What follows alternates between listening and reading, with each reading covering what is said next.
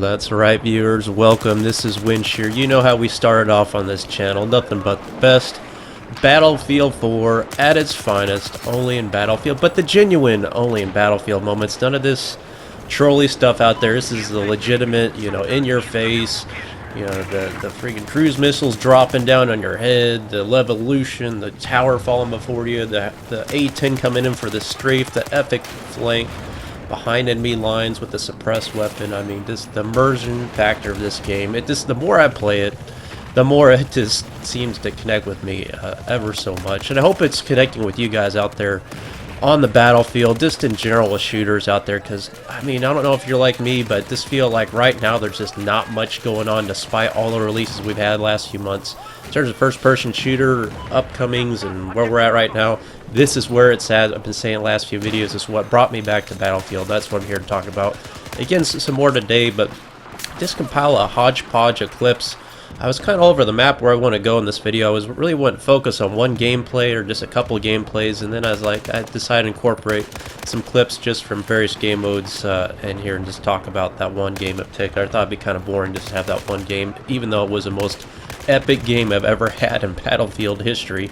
That'll be coming up here in a moment. Basically, to surmise it, we win by one ticket. And we were down, and that's not the big part of it, we were down over 200 tickets at one point in time in that Conquest match. I'll show you gameplay in a moment. Look at this Scar H. Whoa, the beastie assault rifle. And how many of you guys use the canted iron sights? I think it's a good tactic to use to kind of give you the best of both worlds, long range and short range versatility. That's something I've always harped on in terms of weapon effectiveness.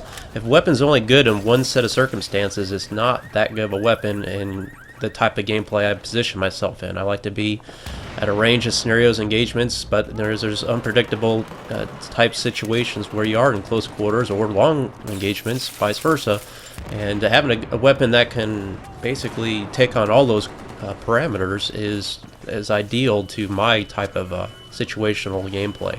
Scar H, I really like this weapon, this assault class. And like I say, you're watching a pretty good tear here through some pretty beastie kill streak. I think it ended up being about 17 straight here. Just kind of assessing here. This is rush. People are going to be coming in parachuting and wise. It's not advantageous just to go ramboing out there. Trying to give yourself a moment pause after you wipe through quite a few guys like that. Watch the objective still, and then pace yourself to how you want to progress through the map. So many people, myself included, get guilty of getting overly aggressive. This is where the Scar H probably isn't ideal, even like an ACOG scope on it. It's just not a DMR type weapon. You just can't be plinking away at people long range or just wasting ammo. Again, watching my surroundings there, and this guy's putting the tugs up here. Anytime you see tugs, always take that down. Rush is such a high-paced action game mode. Having an overlooked position like this where you can kind of oversee the objective while you're in cover, that's key. That's crucial to your survivability in this game mode and effectiveness as well. I was just kind of overlooking this position, pacing myself as I want to progress through here. Watching that roof. That's another place people like to kind of loiter, I guess might be the word. And switch to the canted iron sight, take him out real quick again. This weapon full auto at close quarters is just like, it's just godly. A shot to the head is going to put him down real quick. And I've always wondered about canted iron sights. Do they actually have these in real life? I guess they do on actual weapons in combat. I don't know. This would seem like a weird thing to me to kind of cant your weapon at that degree and then fire it. But I guess it's somewhat effective. But all in all, what I want to talk about, and of course, the montages. Guys, I hope you like that. It adds many more. A much greater amount of workload to these videos to create those montages at the beginning, but I feel like I'd be doing you guys a disservice not doing it, just because there's so many hours of gameplay I have to comb through to kind of find those moments, and I really don't have a good structured system to how to identify those moments, because you're just like anything. The more gameplay you record, the more kind of stockpiles, and having to basically recollect those moments when I'm sifting through these hours of gameplay and recordings.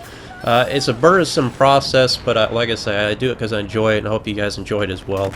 But I really wasn't intending to be a kind of a sniper montage me in there, but I kind of stumbled across that clip. I remember as like, oh yeah, Firestorm, man, I didn't realize I went ham with that pickup sniper rifle, the one-shot kill sniper rifle. And you guys know me, I'm not a sniper player, so for me to kind of go in those tears Of course, that moment with the Jeep coming overhead, I swear to God, I killed that guy when he, you know, somehow he just grazed my scalp as he jumped over my head, and I turned around the 180 quick scope, and I swear to God that reticle was right on him. I should have got that kill. It would have made that clip just that much more epic, but in my mind, I pretty much should have scored that kill. I don't know what you guys saw. Maybe my aim was just slightly off, but again, those moments, kind of getting back what I'm talking about in this video. Just lately, I've been playing this game. I was playing I wish I would have recorded it, but I didn't. But I mean, it was an epic long match. But I was playing with my friend of mine, Righty. We were playing. He's British block, as you say, but we were playing on Hammerhead DLC map, and we were playing this conquest match, and it was, I mean, honest to God, one of the best matches I've played in Battlefield in a long time. 45 minutes this match went on. It was a normal ticket count conquest match, but that's how close it was. We went back and forth through this tug of war the entire match. I mean, we were having all kinds of moments in that gameplay where I was in the tac chopper, he was a gunner.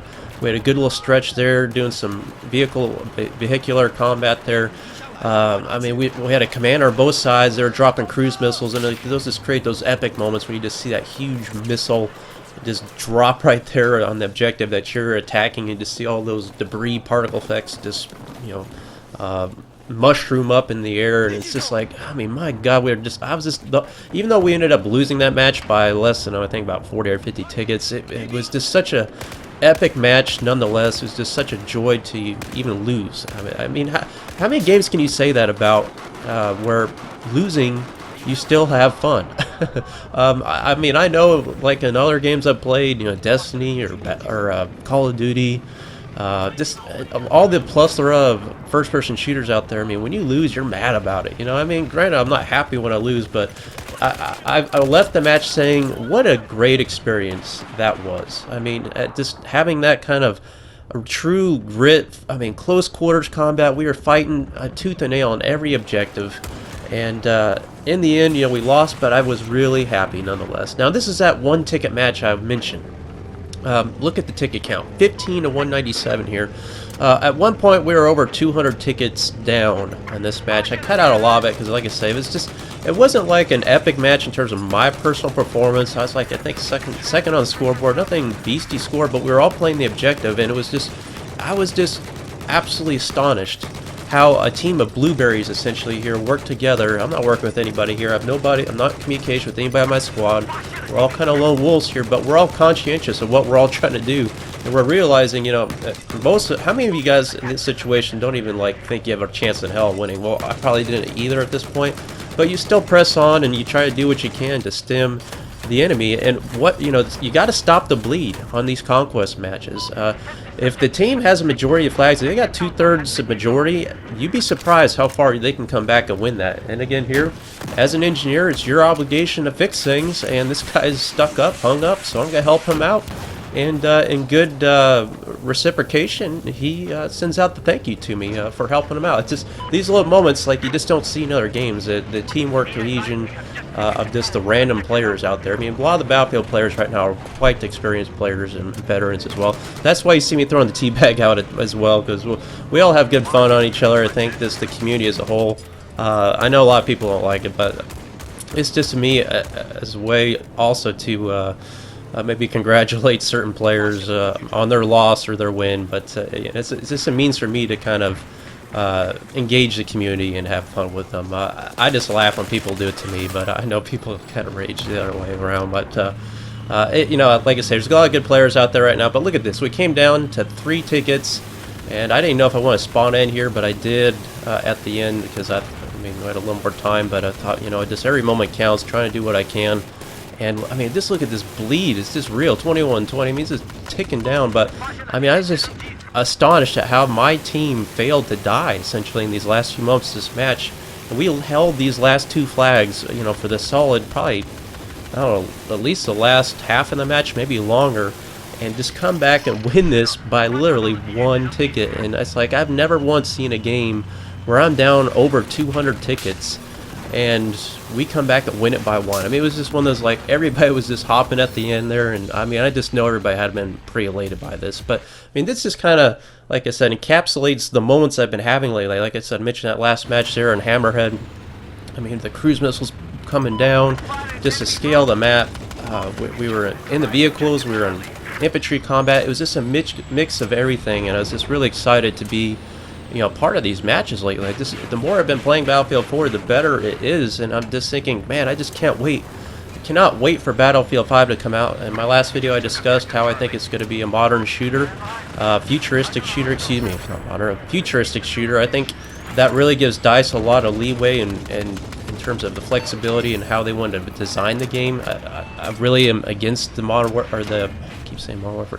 I'm really against the World War II aspect of coming back into the fold. A lot of people really want that. I know a lot of you guys out there do.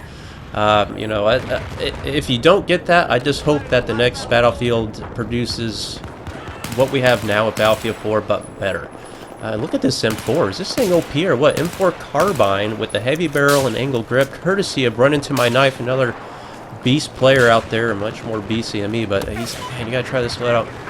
At times I loved it, and times I hate it. I might have to spend some more time with it because I struggle with this thing in close quarters, although I seem to get pwned by people that have this in close quarters. That's what throws me off. Like, I'll be running MP7 versus an M4, and a guy will just shred me when I've got an MP7, like firing first. I'm like, how the hell can they drop me, literally close quarter combat, and they got a burst fire weapon, and this thing will jam up on you if you spam it too much. But I was really impressed with these shots. I mean, look at these range shots right here. I'm dropping, I mean, this is a carbine. This should not have this kind of range. This is like sniper rifle range here. Check this shot out. I mean, I dropped two guys right here. Just kind of plinking away at him. I mean, granted, it takes a lot of bullets, but, I mean, it was quite effective. Here again, Rush, I believe this is Hammerhead, I want to say. Like another good moment here playing with the squad this time. John Denham, Run, and Righty, all of these guys, and good Battlefield players playing as a team. Just having lots of fun. Communication. Again, you just don't have this level of cohesion in other games. You can play with, you play by yourself, you can play with a squad of 2, or you can play with a squad of 5 or more. How many of you want to get in a party chat? Again, it's really great to see this running as good as it does on PlayStation 4. Granted, it doesn't run as high resolution as it does on PC, but like I say, in terms of what I've always liked is just the plug and play. There's no drivers. You need to plug and play and go, and party chat's ready to go. It's really convenient and nice. So Battlefield 5, I really want them to see building what they have incorporated with Battlefield 4. I really like the commander mode. I'm really liking the cruise missile stuff. Those kind of elements, I call them gimmicky, but I really think that they're adding to the gameplay. Like when we were playing that match, and the commanders were dropping ammo crates down for us, and they're getting UAV spawns going up, or scans going up. Dropping the cruise missiles, I mean, those were integral to in directing us where to go. I mean, it was integral to our effectiveness, and really, both commanders working against each other. I mean, it's the dynamic that was brought into Battlefield 4 that was dismissed by many as being superficial or a gimmick of some type, and it really hasn't been. I really think the community tends to dismiss a lot of the aspects of the game that truly are distinguishable, unique, and effective if used correctly. Again, it's all about who's running those perks. And again, the AC-130, that's another wild card out there. But, there's one thing I've always said about Battlefield, I really hope they do bring in, is something I really don't like to spawn in. I've never liked to spawn in start of the match where you have a whole armada of vehicles and air vehicles. I mean, I think you should have to work for those, or those should be rewarded in some way. I just never liked the timer aspect of that. How many guys do you see out there running around the scout helicopter? Anytime they get shot down, they're there in it again because they're just camping it. The vehicle camping is out of control in this game. It always has been. And they got to find some way to fix that. And like I say, a score-based type reward system is what we got to have with Battlefield 5. I mean, they made so many changes in the game, or at least disincorporate at least one type of game mode. Have a kill streak-based system, a score-based system, or a game mode just specifically for that. Because that way we can at least try it out, where people just aren't rewarded for vehicles based off a timer, and the wrong people are in the vehicles at the wrong time, or getting the vehicles at the wrong time. It's something I've always said. People need to start waking up about this fact in Battlefield. It'd be just a great change to the game. It's very similar to Homefront, and said that in the previous video. So you're seeing these clips here, just having lots of fun. Pushing up on flanks, using equipment to your advantage, putting out smoke here on Metro. That's how I push up, and a lot of times how you're able to get through those gridlock type scenarios. I mean, it's not a guarantee every time, but smoke will help disorient your enemy. Then pushing up with the big type LMG, suppressed or not suppressed, suppressor will help you out in those type of situations. Keeping yourself off the minimap, tactics, strategies, and stuff you're seeing throughout this gameplay. This is good gameplay. You see how I expose myself, how I don't expose myself, how I use teamwork. I mean, there's just so many aspects of this game that just make it such a delight to play. And I really think, you know, the more I play it lately, the more I just am completely convinced that this is the best first-person shooter created to date. Out of all the years, nostalgia aside, this is where it's at. You guys really should be playing this game. Like I said, even Hardline, if you don't like the vehicle aspect of the game, which I do personally, you know, at times it's frustrating, but even Hardline's not a bad game, and it's not Battlefield 4 by any stretch of imagination, but again, Battlefield as a whole, pretty solid game right now. It's come a long way, really enjoyed playing it. Hope you guys enjoyed the montages. Let me know what you think in the comments. You know, have you guys had those epic matches where you win by one ticket, or at the end you're just clutching it and your heart rate's pumping? I mean, aren't those just the greatest moments in this game? And you just seem to have them more often than not when you do play them. It's not every time, but when they do hit, it's more often in other games. You just feel with a feeling of closure. Even if you do lose, you just say, you know what a great game that was, and it was a lot of fun. Hope you guys liked the video. Thanks for watching. I will see you on the battlefield, and keep them flakes up. Thanks for watching.